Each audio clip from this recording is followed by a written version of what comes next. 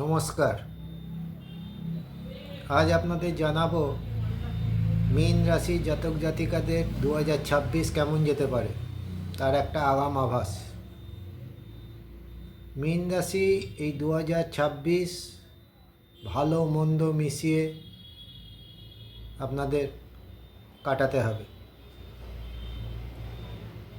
ছাত্রছাত্রীদের ক্ষেত্রে মনে অস্থিরতা বাড়তে পারে, আশানুরূপ ফল লাভে বাধা পাওয়ার যোগ রয়েছে। যারা চাকরি করছেন বা চাকরি করছেন তাদের জন্য বছরটা শুভ, প্রমোশনের যোগ আছে। যারা নতুন চাকরি খুঁজছেন তারা নতুন চাকরি পেতে পারেন, নতুন চাকরি পাওয়ারও যোগ আছে। এবছর মীন রাশির জাতক জাতিকাদের ভ্রমণের যোগ আছে। মীন রাশির জাতক জাতিকারা কর্মক্ষেত্রে সফলতা পাবেন।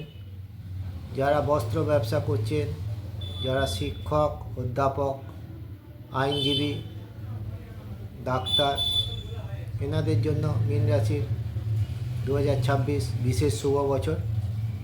এছাড়া যারা কমার্স নিয়ে পড়াশোনা করছেন, যারা নার্সিং নিয়ে পড়ছেন, যারা ম্যানেজমেন্ট পড়ছেন, তাদের জন্য এই মীন রাশি 2026 ভালো যাবে। শারীরিক দিক দিয়ে মীন রাশির একটু সমস্যা আসতে পারে, শরীরের দিকে নজর রাখুন। নিম্নাঙ্গে চোট আঘাত পাওয়ার সম্ভাবনা আছে। এছাড়া বাত, নার্ভের রোগ, এই ধরনের কিছু সমস্যা শারীরিক দেখা দিতে পারে। মোটামুটি মীন রাশির জাতক জাতিকাদের ক্ষেত্রে নতুন যারা ভূমি গৃহ ক্রয় করতে চাইছেন তারা নতুন গৃহ ভূমি ক্রয় করতে পারবেন। দাম্পত্য জীবনে অশান্তি, ভুল বোঝাবুঝি আসতে পারে। মীন রাশির জাতক জাতিকারা এই বিষয়ে সচেতন থাকুন।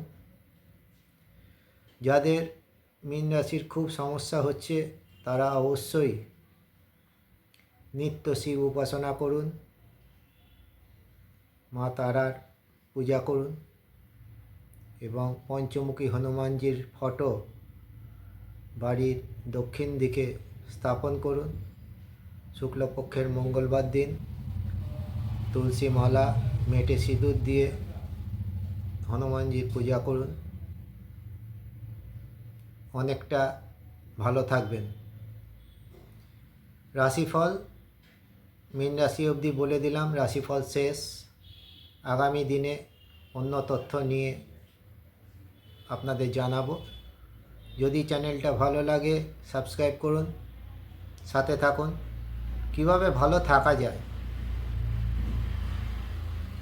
বিভিন্ন জ্যোতিষতান্ত্রিকের কাছে গিয়ে হোম যজ্ঞ করে ভালো থাকার চেষ্টা করার পরও অনেকেই ভালো থাকতে পারছেন না। ঘরে বসে তারা নিত্য কিছু ক্রিয়া করলে, নিত্য কিছু নিয়ম মেনে চললে ভালো থাকা যায়। সেই তথ্য আপনাদের আমি আগামী দিনে জানাবো। আগামী দিনে এই তথ্য জানবার জন্য চ্যানেলটা সাবস্ক্রাইব করুন, ভালো লাগলে পাশে থাকুন। আজকের মতন শেষ করলাম। নমস্কার।